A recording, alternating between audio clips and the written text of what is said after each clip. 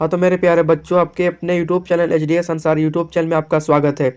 तो आज हम लोग आकांक्षा 40 का केमिस्ट्री का प्रीवियस ईयर क्वेश्चन देखने वाला हूँ। तो आज हम लोग केमिस्ट्री का पूरा एकदम आकांक्षा 40 में आप ये क्वेश्चन देख कर जाते हैं, इस वीडियो को देख कर जाते हैं। आपका नंबर 15 से 20 नंबर का क्वेश्चन रिपीटेड क्वेश्चन आ सकता है। अक्सर देखते हैं कंपटीशन एग्जाम में, जो भी जैसे हम लोग ये आकांक्षा 40 एक तरह का कंपटीशन एग्जाम है, यानी कि अधिकतर कंपटीशन एग्जाम में रिपीटेड क्वेश्चन आता है, रिपीटेड क्वेश्चन ही आता है अधिकतर। आकांक्षा 40 में रिपीटेड क्वेश्चन आता है।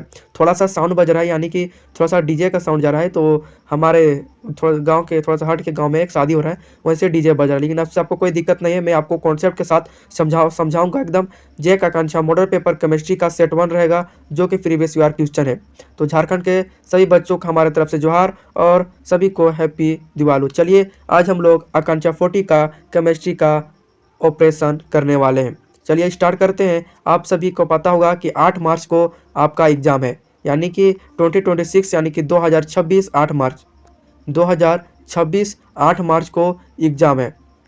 8 मार्च को एग्जाम है, तो उसके लिए मैं भयंकर तैयारी कराता हूँ। इससे पहले बायोलॉजी और फिजिक्स का सेट वन बायोलॉजी यानी कि बायो और PHY यानी कि फिजिक्स का दोनों का वीडियो यूट्यूब पर अपलोड हो गया है। और अभी तक ये दोनों वीडियो को नहीं देखें तो सबसे पहले इस वीडियो को देखकर सबसे पहले इस दोनों वीडियो को जरूर देखें, क्योंकि कंपटीशन एग्जाम में रिपीटेड क्वेश्चन जरूर आता है। चलिए समझ गए। चलिए आप जरूर ध्यान से सुनिएगा, एकदम कॉन्सेप्ट के साथ समझाऊंगा।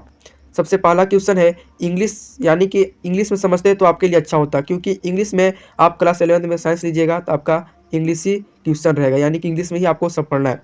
पहला question 41, using SPD nation the orbital with the quantum number n बराबर, यानी कि n बराबर 3 l बराबर विल बी, आगे का विल बी यानी कि क्या होगा।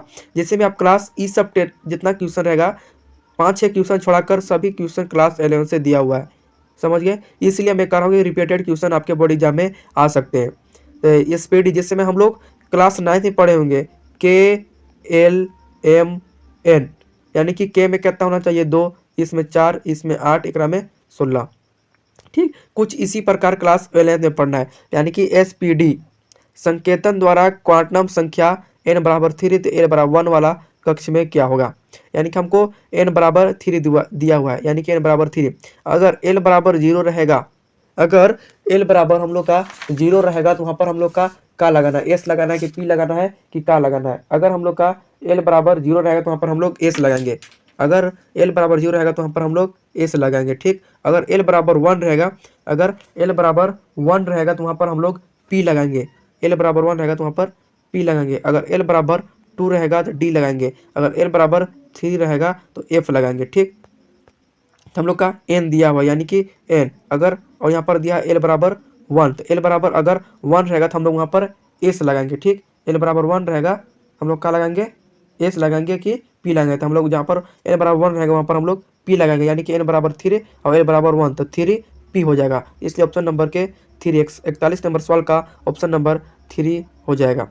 अब चलिए सवाल नंबर अगला है, हिंदी में समझते हैं। PT स्थिरांक है, यानी कि जो ये PT स्थिरांक है ये किसका नियम है, तो option number B right answer हो जाएगा। आप सिर्फ रट लीजिए, क्योंकि यह रिपीटेड क्वेश्चन आपके बोर्ड एग्जाम में पूछता है। अगला सवाल है कि रेडॉक्स अभिक्रिया 2KS+, यानी कि ये सॉलिड है, F2 अगर रिएक्शन करके 2F निकालते कौन सा पदार्थ का ऑक्सीकरण हो रहा है। इसमें पोटेशियम का ऑक्सीकरण हो रहा है, यानी कि ये क्लास 11 का सवाल है, इसमें थोड़ा सा ट्रिक लगाना पड़ता है, यानी कि इस सवाल में कुछ ट्रिक लगाना पड़ता है। तो आपको मैं पूरा इसका पूरा ऑपरेशन कर दिया हूँ, इसके लिए मैं एक स्पेशल वीडियो लाया हूँ, अपलोड कर दिया हूँ यूट्यूब पर, आप जाकर देख सकते हैं। सवाल नंबर अगला है कि विकलित निकाय में इसको हम लोग इंग्लिश में समझेंगे तो आपको जल्दी समझ आएगा। अगली कल है इन स्लॉटेड सिस्टम, यानी कि क्या होता है। सिस्टम 3 प्रकार का होता है, मुख्यतः 3 प्रकार का होता है। क्लास 11 में जाइएगा तो पढ़िएगा। पहला होता है कि ओपन सिस्टम, यानी कि ओपन यानी कि खुला। दूसरा क्लोज सिस्टम। तीसरा ये होता है आइसोलेटेड सिस्टम, तीसरा में समझ गए। अगर ओपन सिस्टम रहेगा तो मास का वृद्धि होगा और प्लस में एनर्जी का वृद्धि, यानी कि मास यानी कि द्रव्यमान भी होगा और एनर्जी दोनों की वृद्धि होगी, यानी कि दोनों मुक्त होंगे। अगर दूसरा में क्लोज रहेगा, मास की वृद्धि तो नहीं होगी लेकिन एनर्जी की वृद्धि होगी। ऑप्शन नंबर 3 में जो इस एसोलेटेड होगा यानी कि विगलित होगा, इसमें ना कि मास की वृद्धि होगी और ना ही कि द्रव्यमान, मास मतलब कि द्रव्यमान होता है, और ना ही कि एनर्जी यानी कि ऊर्जा की वृद्धि होगी। चलिए ऑप्शन नंबर कौन हो जाएगा? ऑप्शन नंबर इसमें प्रवेश में केवल ऊर्जा नहीं, ऑप्शन नंबर 3 होगा। प्रवेश में ना तो ऊर्जा और ना ही द्रव्यमान का आदान प्रदान होता है, ऑप्शन नंबर 3 हो जाएगा। अगर हम लोग वहाँ पर रहता है क्लोज्ड सिस्टम, तो उसमें सिर्फ क्या होता है, मास की वृद्धि नहीं होगा लेकिन एनर्जी का वृद्धि हो यानी कि आदान प्रदान होगा। यहाँ पर ऑप्शन नंबर 3 राइट हो जाएगा, क्योंकि इसमें पूछा आइसोलेटेड यानी कि विगलित निकाय। यानी कि थोड़ा थोड़ा आप इंग्लिश की ओर बढ़िएगा तो इंग्लिश आपको आसान लगेगा। यानी कि जितना भी जो हम लोग का साइंस किताब बना हुआ है, ये भारत के लोग नहीं बनाए, इंग्लैंड के लोग, विदेश के लोग ये सब बनाए। यानी कि आप जितने भी साइंटिस्ट पढ़िएगा हमारे बुक में, भारत के बुक में, पूरा साइंटिस्ट कहाँ पर मिलेंगे? पूरे अलग अलग देश के। यानी कि साइंस भारत देश के बनाया रहता है तो आपको हिंदी समझ में एक्लूटेड यानी कि एक्चुअली आपको समझ आ जाते हैं हिंदी, लेकिन एक्चुअली आपको समझ नहीं आएगा हिंदी, क्योंकि इंग्लिश आपको आसान लगने लगेगा। सिर्फ आप खाली 2-3 महीना पढ़ लीजिए, 3 से 4 महीना, तो आपको इंग्लिश आसान लगेगा, क्योंकि ये पूरा इंग्लिश में लिखा हुआ है। इंग्लिश भाषा जितना हो सके सरल तरीका से लिखा जाता है इंग्लिश में साइंस को। आप जितना भी देखेंगे कंपटीशन एग्जाम वो सब साइंस से रहता है, लेकिन साइंस बहुत आसान रहता है। इंग्लिश में पढ़ेगा साइंस तो बहुत आपको आसान लगेगा। मैं एक हिंदी मीडियम से छात्र हूँ, मैं क्लास 10th का एग्जाम दे चुका, मैं भी आकांक्षा 40 का एग्जाम देने वाला हूँ। इसलिए मैं थोड़ा सा थोड़ा सा अलग टाइप का मैं बॉय हूँ, तो मैं सोचता हूँ वीडियो बना लूँ। तो मैं इसका जो मैं बता रहा हूँ ये ऑप्शन नंबर 3 इसका राइट आंसर हो जाएगा। ये थोड़ा सा लंबा वीडियो चल जाएगा, इसलिए मैं डायरेक्टली शॉर्ट आंसर बताऊंगा, यानी कि डायरेक्ट आंसर बताते जाऊंगा, आप उसे रट लीजिएगा, जरूर रटिएगा। इसमें पूछ रहा है कि ये डब्बा इसका है, डब्बा एक नहीं है, ये एक कार्बन है। यानी कि इसमें क्या कार्बन हो जाएगा, देखें के बार मुड़ा हुआ है तक, 1 2 3 4 5 बार मुड़ा हुआ है, यानी कि 5 गो संख्या रहेगा। पहला में meth eth prop but pent hept oct non dec, ये हो गया 10 बार। अगर 5 में मैथ, दूसरा मैथ एथ, तीसरा में मैथ एथ प्रो, चौथा math eth prop but paint, पांचवा में पेंट आ रहा है, तो यहाँ पे देखें पेंट में कौन है, तो ऑप्शन नंबर 3 में आप डायरेक्ट आंसर मार सकते हैं। सवाल नंबर 46 का कौन होगा? सवाल नंबर 45 हाँ 46 का CH3CH2COCH2CH3 का IUPAC नाम क्या होगा? यानी कि इससे पूछ रहा है CH3CH2COCH2CH3, तो इससे पहले देखना आपको कार्बन कितने हैं, 1 2 3 4 कार्बन है, तो 4 कार्बन कौन आता है? मैथ एथ प्रो ब्यूट, यानी कि ब्यूट आता है, तो ऑप्शन नंबर ए हो जाएगा, यानी कि butane two all, option number की ए राइट आंसर हो जाएगा।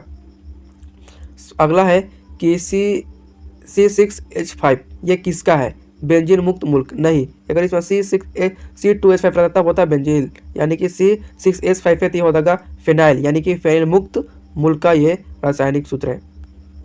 यानी कि V = स्थिरांक गुने एन है, सेम टू सेम वो क्वेश्चन लेकिन थोड़ा सा बदल कर दिया, यानी कि जो इसमें V स्थिरांक रहता है =n रहता है, इसको आवोगाद्रो का नियम कहा जाता है। चलिए अगला सवाल समझते हैं। H2 गैस है और 2H2 ये किस प्रकार का उदाहरण है? यानी कि ये मतलब कि ये किस प्रकार का उदाहरण ये आपको बताना है, तो इसका ऑप्शन नंबर 2 हो जाएगा, यानी कि करण एथिलीन का एक उदाहरण है। चलिए सवाल नंबर अगला है MgHCO3 2COOH2 X MgO2 2H2 है, तो X की जगह में क्या होगा? एक बहुत ही आसान सवाल है, चैप्टर नंबर 1 क्लास 10th का चैप्टर नंबर 1 है रासायनिक अभिक्रिया एवं संतुलित समीकरण, चैप्टर नंबर 1 क्लास 10th का उसी से ये सवाल है। इसमें कह रहा है कि MgHCO3O2 यानी कि इसको आपको संतुलन करना है। यहाँ पर देख सकते हैं Mg कितना है, Mg 1 है, और यहाँ पर हाइड्रोजन 2, कार्बन 1 है, ऑक्सीजन 2 और 3, ऑक्सीजन 6 है। इधर भी देख सकते हैं Mg 1 है, ऑक्सीजन 2 और 2 3 6, इसमें भी ठीक है, बराबर है। यहाँ पर X यानी कि X की जगह में क्या होगा, तो ऑप्शन नंबर के 2 CaCO3 हो जाएगा। यहाँ पर रखते थे ये तीनों, यानी कि ये समीकरण है एक संतुलन हो जाएगा। चलिए सवाल नंबर अगला है कि प्रोड्यूसर गैस मिश्रण होता है। अगर प्रोड्यूसर गैस मिश्रण होता है उसका CO एवं N2 का होता है। अगर जल का पूछ देते CO एवं H2 होगा, समझ, CuH2 होगा और CuN2 होगा, यानी कि प्रोड्यूसर का ये होता है और जल का ये होता है। अगर आपकी सवाल में प्रोड्यूसर की जगह में जल पूछ देता आपको ये राइट आंसर मारना होगा। चलिए अगला सवाल है कि CH2 double bond CH single bound TH3 है, तो अनुपस्थित सिग्मा बांध की संख्या क्या हो? यानी कि देखते हैं जैसे कार्बन यहाँ है, इसके साथ हाइड्रोजन 2 है, ठीक, इसके साथ हाइड्रोजन 2 है, डबल बांध हो गया, फिर एक कार्बन है डबल बांध कार्बन है, उसके साथ एक हाइड्रोजन है, उसके बाद कार्बन है, उसके बाद 3 हाइड्रोजन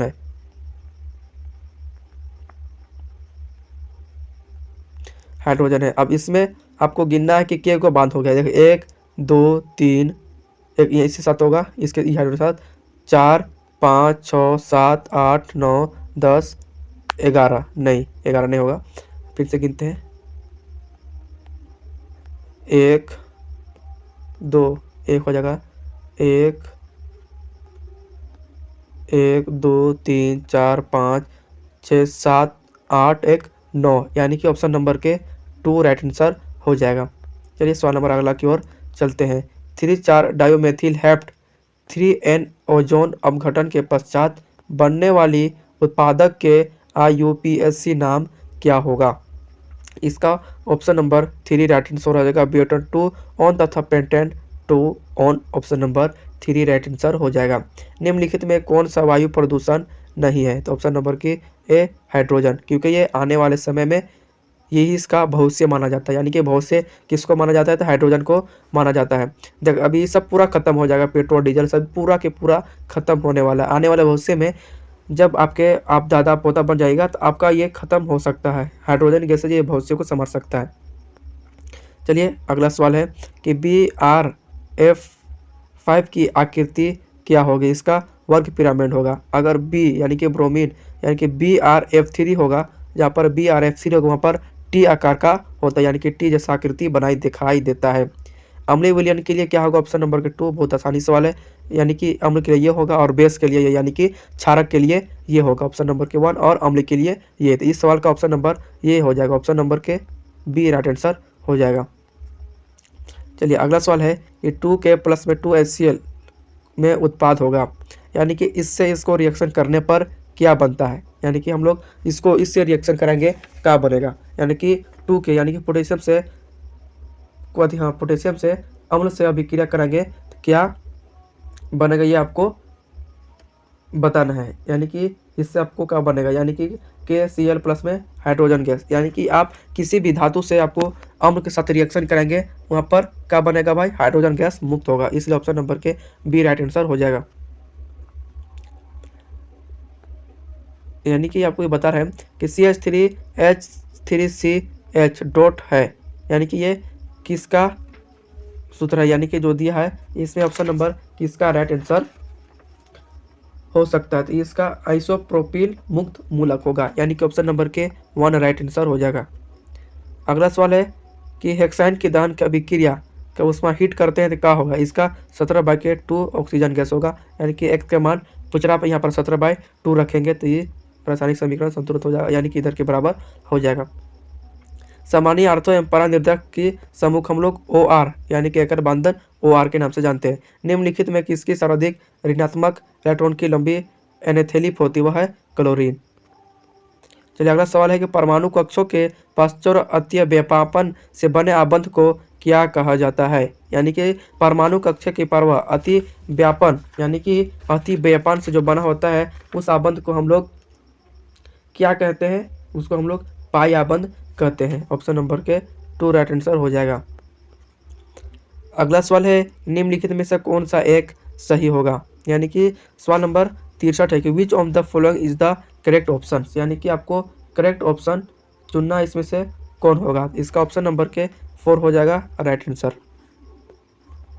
निम्नलिखित में कौन सा इलेक्ट्रॉनिक स्नेहिक है? यानी कि इसमें कौन सा इलेक्ट्रॉनिक स्नेहिक से, यानी कि उसको प्लस चार्जिंग चाहिएगा, इसमें प्लस चार्ज कौन है? तो ऑप्शन नंबर के 4 है, यानी कि N2+ चार्जिंग है, इससे इसका इलेक्ट्रॉनिक स्नेही होगा। अगला सवाल है कि CH2 डबल बॉन्ड CH2 का विरंजन किया जा सकता है, इसका विरंजन किया जा सकता है, इसका ऑप्शन नंबर के 2 राइट आंसर हो जाएगा, ऑप्शन नंबर 2, ऑप्शन नंबर 2 का इसका राइट आंसर हो जाएगा। चलिए अगला सवाल है कि निम्नलिखित कार्य धनायनों में से कौन सा शब्द अधिक अस्थायी है? तो ऑप्शन नंबर 2 इसका राइट आंसर हो जाएगा। चलिए अगला सवाल है कि CH4 का विरंजन किया जा सकता है, इसका ऑप्शन नंबर के 3 CH3COONA सोडा लाइमन के साथ गर्म करके इसका विरंजन किया जा सकता है। बेंजीन के साथ नाइट्रिक अम्ल व सांद्रिक सल्फ्यूरिक अम्ल के मिश्रण के साथ गर्म करने से क्या प्राप्त होता है? यानी कि इसको आपस में गर्म किया जाता है, इससे हम लोग का क्या प्राप्त होता है? इससे Na2 प्राप्त होता है, ऑप्शन नंबर के 4 8 राइट आंसर हो जाएगा। चलिए अगला सवाल के ऊपर की अभिक्रिया का उदाहरण, ये यानी कि ये किस प्रकार का उदाहरण है, यानी कि प्रतिस्थापन उदाहरण है कि द्विस्थापन उदाहरण। संयोजन अभिक्रिया उसे कहते हैं जिससे दो अभिकारक से एकल उत्पाद का निर्माण होता है, यानी कि जैसे में H2 प्लस में O2 का बनेगा H2O, यानी कि एक दो इधर जैसे में 1 प्लस में 1 इक्वल टू 2, और हम लोग इधर से अब इधर से देखिएगा, इसको हम लोग बोलेंगे संयोजन अभिक्रिया, यानी 1 प्लस में 1 इक्वल टू 2, इधर 2 है, इधर बन के निकला 1, इसको बोलेंगे संयोजन अभिक्रिया। अभियोजन अभिक्रिया 2 यानी कि इससे टूटकर ये बने, यानी कि इससे टूटकर, यानी 2 है तो इसको अलग अलग करेंगे तो 1 प्लस 1 होगा, यानी कि विभाजित, यानी कि 2 से 1 से 2 बनना, यानी कि जैसे हम लोग फैमिली रहते हैं उसमें आगे चलकर बंटवारा हो जाता है, उसको हम लोग वियोजन अभिक्रिया कहेंगे। लेकिन यहाँ पर वो प्रक्रिया यहाँ पर नहीं है, यहाँ पर द्विस्थापन और प्रतिस्थापन में फर्क पड़ेगा, यानी कि जिसका आयनिक होगा, यानी कि आयनिकों का आदान प्रदान होता है उसी को हम लोग प्रतिस्थापन अभिक्रिया कहते हैं। यहाँ पर आयनिक का आदान प्रदान हो रहा है तो यहाँ पर प्रतिस्थापन अभिक्रिया की प्रक्रिया चल रहा है। यानी कि आपको एक फार्मूला रटना होगा, यानी कि एक कल्लू ने कार मांगे आगे जिसका पोटेशियम हमारी कार हिल गई अभी आज, यानी कि कल्लू ने पोटेशियम, कल्लू ने कार मांगी, कल्लू ने कार मांगी Mg मांगी आगे जिसका पोटेशियम इस तरह का हो सकता है, आप लिख सकते हैं। वर्षा जल का अम्ल वर्षा कहा जाता है, यानी कि आप एनसीईआरटी के अकॉर्डिंग चलिएगा तो 5.6 से कम होगा अम्लीय वर्षा कहलाएगा। लेकिन यहाँ पर 5.6 से भी ये भी कम है, ये भी कम है, ये भी कम है, यानी कि जो ये क्वेश्चन बनाया है, यानी कि जो टीचर ये क्वेश्चन बनाया वो ऑप्शन नंबर ए को देखकर बनाया, यानी कि इसका जो टीचर क्वेश्चन बनाया उसको ऑप्शन नंबर और बी को देखकर बनाया है, यानी कि जब पीएच मान 5.6 हो, यानी कि 5.6 से कम रहेगा तो ऑप्शन नंबर 3 राइट आंसर भी हो जाएगा, यानी कि ये भी सही होगा, ये भी सही, ये भी सही हो जाएगा। इसलिए आप जो टीचर का जो सोच है, जो क्वेश्चन बनाया है और जो टीचर का सोच है, मैं उसको सोच कर पढ़ लिया क्योंकि उसका option number B right answer हो जाएगा। यानी कि ब्लीचिंग पाउडर का रासायनिक सूत्र क्या होता है, वेरी इंपॉर्टेंट क्वेश्चन है, ये क्लास 10 के चैप्टर नंबर 2 में है, इसका हो जाएगा COCl2 के option number B right answer हो जाएगा। चलिए अगला सवाल है कि कोई विलयन लाल इन पदार्थों को नीला कर देता है, इसका पीएच मान क्या होगा, इसका 10, यानी कि क्षारक, यानी कि बेस का पीएच मान कितना होना चाहिए, 7 से अधिक, 7 से अधिक कौन है तो 10 है, यानी कि क्षारक ही तो लाल लिटमस पत्र और लाल लिटमस पत्र को नीला कर देता है, और नीला लिटमस पत्र को लाल करता है उससे हम लोग अम्ल कहेंगे, तो अम्ल कहेंगे तो ये ऑप्शन नंबर ये तीनों राइट आंसर हो जाएगा। धातु को पतले तारों में खींचा जा सकता है, इस सामर्थ्य को हम लोग क्या कहेंगे, तन्यता। चलिए अगला सवाल है कि निम्नलिखित में से जोड़ी प्रतिस्थापन अभिक्रिया को देगी, तो इसका ऑप्शन नंबर 4 हो जाएगा AgNO3 विलयन तथा कॉपर धातु, यानी कि इसको हम लोग अभिक्रिया कराएंगे तो इन लोग प्रतिस्थापन अभिक्रिया दे सकती है, इसको आपस में अभिक्रिया कराएंगे तब। इथेन जिसका आणविक सूत्र C6H6 में होगा, इसके कितने सहसंयोजी आबंध बना सकते हैं, यानी कि सवाल नंबर 75 का ऑप्शन नंबर कौन हो सकता है, यानी कि इसके आपस में कितने सहसंयोजी आबंध बनाएंगे ये आपको बताना, ये क्लास आप 10th में भी पढ़े होंगे। तो इसमें कुल 7 सहयोजी आबंध बनाएंगे। तो ये अगला सवाल है कि सार्वत्रिक सूचक के बारे में कौन सा कथन सही है, ऑप्शन नंबर बी, यानी कि इसमें ऑप्शन नंबर बी 7 सहयोजी आबंध होगा। अगला सवाल है कि सार्वत्रिक सूचक के बारे में कौन सा कथन सही है, यानी कि सार्वत्रिक सूचक के बारे में कौन सा कथन सही है, तो ये अनेक सूचनों का मिश्रण है, यानी कि option number B right answer हो जाएगा। कि जब NOH के घोल को Zn का अभिक्रिया किया जाता है तो उत्सर्जित गैस कौन सा उत्पन्न होता है, हाइड्रोजन गैस, यानी कि कोई भी धातु का आपस में अभिक्रिया करेंगे तो हाइड्रोजन गैस का उत्पन्न करते हैं। चलिए अगला सवाल है कि KOH किस गैस का अवशोषण करते हैं, KOH गैस किसका अवशोषण करते हैं, कार्बन डाइऑक्साइड का अवशोषण करते हैं। केनाल की किरणें किसका किरण पुंज होते हैं, एक किरण के यानी कि प्लस का, यानी कि पॉजिटिव, यानी कि प्रोटॉन का होते हैं। अगला ये कार्बन का सही इलेक्ट्रॉनिक विन्यास में कौन सा होता है, ऑप्शन नंबर 3 राइट आंसर हो जाएगा क्लास 9th के अकॉर्डिंग। तो आज हम लोग कुल 40 MCQ क्वेश्चन देख लिए केमिस्ट्री का, जो कि मोस्ट इंपॉर्टेंट क्वेश्चन है, और अभी तक हमारे यूट्यूब चैनल पर नए हैं तो यूट्यूब चैनल को ज़रूर सब्सक्राइब कर लीजिएगा और वीडियो पसंद आए तो वीडियो को लाइक ज़रूर कर दीजिएगा और अपने दोस्तों के साथ शेयर ज़रूर कर दीजिएगा। और फिजिक्स केमिस्ट्री का वीडियो अपलोड हो चुका है, फिजिक्स केमिस्ट्री का वीडियो ज़रूर देखें और अपने दोस्तों के साथ शेयर ज़रूर कीजिए और हमको सपोर्ट कीजिए, क्योंकि मैं आपके लिए और वीडियो बना सकूँ। आप क्लास 11th में जाइएगा, आपके क्लास 11th के भी इसी चैनल के द्वारा पढ़ाया जाएगा। अगर मेरा पहले का पुराना यूट्यूब चैनल रहा था तो उसका बढ़िया होने वाला था, यानी कि मेरा पहला भी यूट्यूब चैनल था वो बैंड हो गया, यानी कि वो अपने आप बंद हो गया। पता नहीं कैसे बंद हो गया, वो हमको भी पता नहीं, इसलिए मैं नया यूट्यूब चैनल खोला हूँ। इसी के जरिए यूट्यूब चैनल आपका पढ़ाया जाएगा। बहुत ही कम ही सब्सक्राइबर है, आप सब्सक्राइब बढ़ा रहे हैं, हमारी मदद कीजिए, व्यूज़ दीजिए, तब आपके लिए मैं अनेक प्रकार की वीडियो बनाता रहूँगा। चलिए आज के लिए इतना ही। Love you, take me, bye bye, फिर से अगले वीडियो में मिलेंगे।